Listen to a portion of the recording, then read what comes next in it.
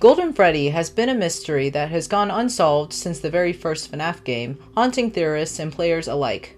Who possesses them? Who are they? What is their role? And are they even canon to the story? For 10 years, these questions have gone unanswered, but with the release of Secret of the Mimic, theorists have come to a new conclusion, and a strong one that surprisingly doesn't involve Cassidy, or, more accurately, the way we saw her before.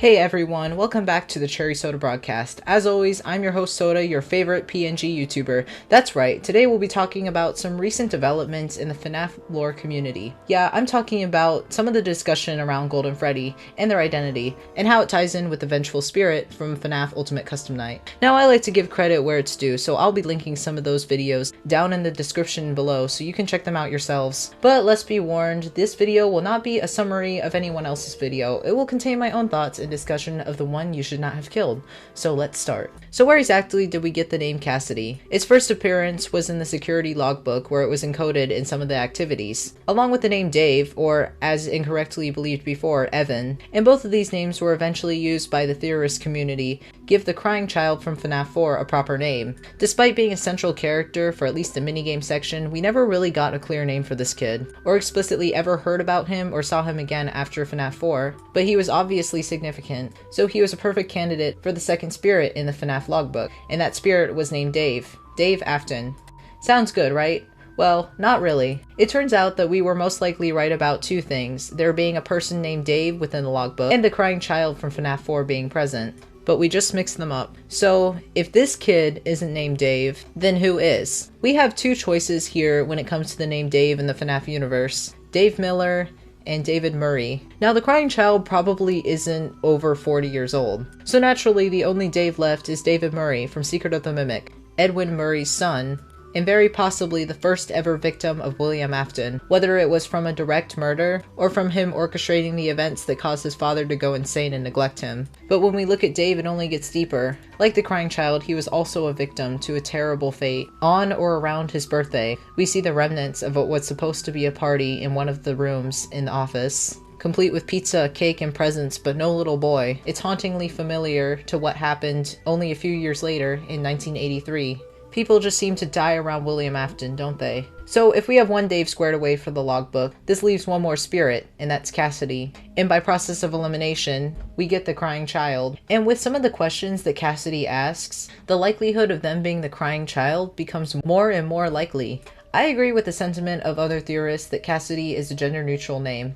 I think people mostly latch on to the idea of them being a girl because of the picture from the logbook and the lack of girl characters in the original story. There were really none except for Elizabeth, Charlie, and Susie. And when it comes to Golden Freddy's role, gender really isn't an issue since they mostly appear spontaneously, making weird sounds and twitching uncontrollably. They may play a more important role in UCN, where they have their own cutscene dedicated to them and are implied to be the one you should not have killed, but more on that later. On the topic of Golden Freddy, they've always been quite an anomaly. The It's Me in the first game, the implied non-corporeal form, and their inclusion in the FNAF 2 cutscenes. How they suddenly appear and give gifts, give life, like they weren't supposed to be there. And their position in FNAF 3 during Happiest Day, like they were the focal point of the MCI. This scene here almost seems like the rest of the children are attending a birthday party for this specific child.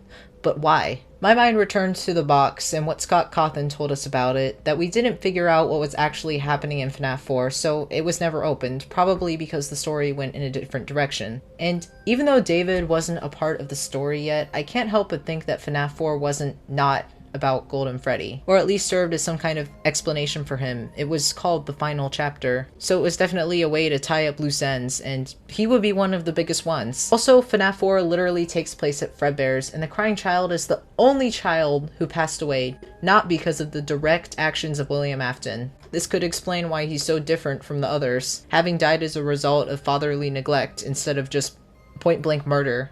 The ending scene is quite significant as well, where William promises to put him back together, exactly the opposite of what he did to the others, tearing them apart in FNAF 3 and taking away their lives and futures. This definitely adds to the vibes of Happiest Day. This mini game always felt like a do-over to me, like somehow Golden Freddy Kid, who could be Crying Child, was the last piece of a puzzle, but also the first chapter of the book, and by him forgiving and moving on, he would be able to close the chapter of all the trauma that everyone else endured. So, where exactly does David Murray fit in? So like I mentioned, David also died on his birthday. Actually, the Aftons and the Murrays have a lot of similarities. Workaholic, mean fathers who like building robots and ignoring their children, putting them in danger. Whether it's from inadequate childcare, like your wife robot or your teenage son, or being okay with straight up murdering your employees. Anything goes for Edwin and William, honestly. Both of the falls we see in their character arcs were both caused by their own hubris. William thought he was untouchable, even by the ghosts, thinking he would never be caught for his crimes, only for him to end up spring-locked. And Edwin, who put far too much confidence in his technology, letting himself abuse his employees and ignore his son. And speaking of sons, both of these men ruined their sons' birthday parties by not attending, and both of these incidents are heavily tied to their respective children's deaths, which really reminded me of the logbook because one conversation mentions this topic, the topic of birthdays. Along with Mike, there are two more speakers within the logbook, one communicating through misprints on the page and the other through scrawly red handwriting. The previous way to look at this was a conversation between Cassidy, an MCI victim, and the crying child. You see, having Cassidy as an unrelated MCI victim tells us that she's asking the crying child, the only person so far associated with birthdays gone wrong, questions about what he remembers about being alive and possibly about the bite of 83.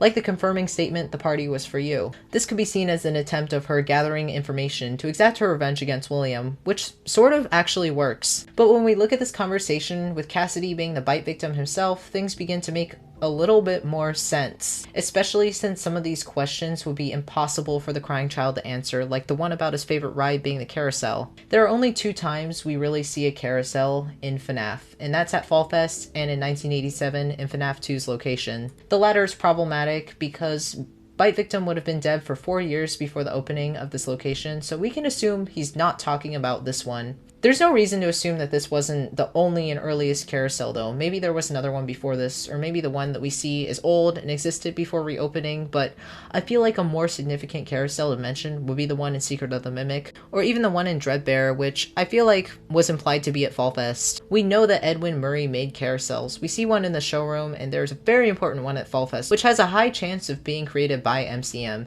Saying this, it is almost certain that both David and the Bite Victim, if he was local to the area, would have at least seen this carousel. So you could read them as trying to connect with each other, trying to get on the same page, if you will. Other questions make a lot more sense if David Murray is other speaker, such as the party is for you. It's really easy to assume that this was the bite of 83, but David also had a birthday party he never attended that ended in tragedy. Also, the thing with this is the damn purple telephone. Bite Victim, or Cassidy, brings it up in the logbook for whatever reason. But it gets a little bit tricky because I don't think we can find a purple telephone in Edwin's mansion, but we are able to find the item in Moon EXE, which is most definitely an approximation of the Murray's home. So unless Edwin or Fiona or the Mimic likes playing with toys, it's probably his. I would assume that this toy is probably a common one in the FNAF universe, so it could be just another way that they were trying to connect with each other. Another one that stuck out to me was, does he still talk to you? This is a little out there, but I think this could be interesting coming from Crying Child. Maybe he thinks it's normal for your parent to speak to you through your toys, if he's referring to William talking to him through Fredbear here. This could also be applied to Edwin, as he had a similar robo-nanny situation. I don't know, I don't really have proof, I just thought it was more funny and interesting. David's possible responses in the logbook prove this further, especially since they're noticeably more brief than whatever the crying child is asking him. He doesn't really seem to know what's going on, saying he can't see and admitting he's scared. He does confirm that the party was for him though, but what would the bite victim gain from this information, you may ask? Why are there just two ghost children chatting about toys and birthday parties in the logbook? Here's what I think. I think it's worth pointing out that David, despite being chronologically older, is possibly died at a younger age than the crying child. I would say that they have a difference of about 2 to 3 years. We never really get a concrete age for either, so we can't really know for sure, but you could argue that Crying Child is at least a little bit older because he was allowed to walk around the neighborhood by himself. And he was old enough to be offended by being called a baby by his older brother. And him being older and speaking in more coherent sentences in the logbook would make a little bit more sense. Maybe David, being younger, isn't able to manifest as strongly, but he is able to give the crying child some information. The stronger spirit, who resides in Golden Freddy after William put him back together. And this information is what causes UCN. Maybe. Yep, you heard that right. I may have a somewhat solid theory about whatever the hell UCN is, and it has everything to do with William's youngest son. After his death, he was trapped in an endless void as his friends disappeared one by one around him. All that was left was his favorite plush, Fredbear, who left him a single promise before he passed, that he would put him back together. Some years later, his older brother Mike started his own investigations of the pizzeria, and in an attempt to reconnect with him, the crying child manifested as Golden Freddy, manipulating the environment and acting almost as a poltergeist to get his attention. But he was weak. Without a corporeal form, he was powerless, and this feeling only got worse as the local children began to disappear. Until one day, a new spirit reached out to him, a boy named David. Maybe it was from stirring up the land, demolishing the new and improved Freddy Fazbear's after yet another tragic incident, the land that MCM once stood on. Or maybe it was the recycling of those old spring locks and the metal that was still infected with agony, not just from the employees that were injured by them, but the collective dread and trauma of the entire Murray staff and family. Around this time, the crying child had established some communication with his brother Michael along with this new spirit. They all interacted with each other in the logbook, the two young ones introducing themselves, while Michael observed and doodled. And this was how the crying child learned of his father's crimes. Similarly to his older brother, the crying child couldn't sit and watch his father kill more of their neighbors, classmates, and friends, so he got in contact with the other spirits, his anger and agony making him stronger and more aware. David was a lot less powerful. Maybe he wasn't as present in this part of the plan, going on to move on and reunite with his mother and father. All while this was happening, Henry was forming his own plan to burn down Freddy's, and Michael was on a mission to find William too. But the burning of the last Freddy's wasn't the only end for Crying Child. He wasn't in the blaze. He didn't have to be. There was nothing left of him to burn. Maybe that old Fredbear suit he took the image of had been destroyed long ago, after his death, a biohazard because of its role in the tragedy. He followed William to hell, trapping him in an ultimate punishment for eternity, watching his father die over and over again, and only to occasionally taunt him from afar. This is fitting, given that the one you should not have killed. In political opinion here, I don't think anybody should be killing anybody. All the kids were definitely the ones William should not have killed. But what makes Crying Child different is that he's his son, which probably would hold much worse spiritual consequence. Maybe. I don't know. I've never died before. But I do believe that Kidface is the one you should not have killed, since he is Scott's son. So Bite Victim or Crying Child could be a really good candidate. My only hang-up about this theory is that it doesn't really fit his personality. We see the Crying Child as a very timid and scared boy when he's alive, but he may have changed after his death. And Michael sounds quite timid too, but he was eventually able to find his own agency and carry out the plan that Henry had at the end. Anyways, that's it for the video. Thank you so much for watching, and please remember to leave a like and subscribe. I really like talking to you guys, so please leave a comment if you have anything you want to share. I read every single one. Summer's coming up, so my uploads may be a lot more frequent, so be on the lookout for that. And with that, I'll see you guys later. Bye.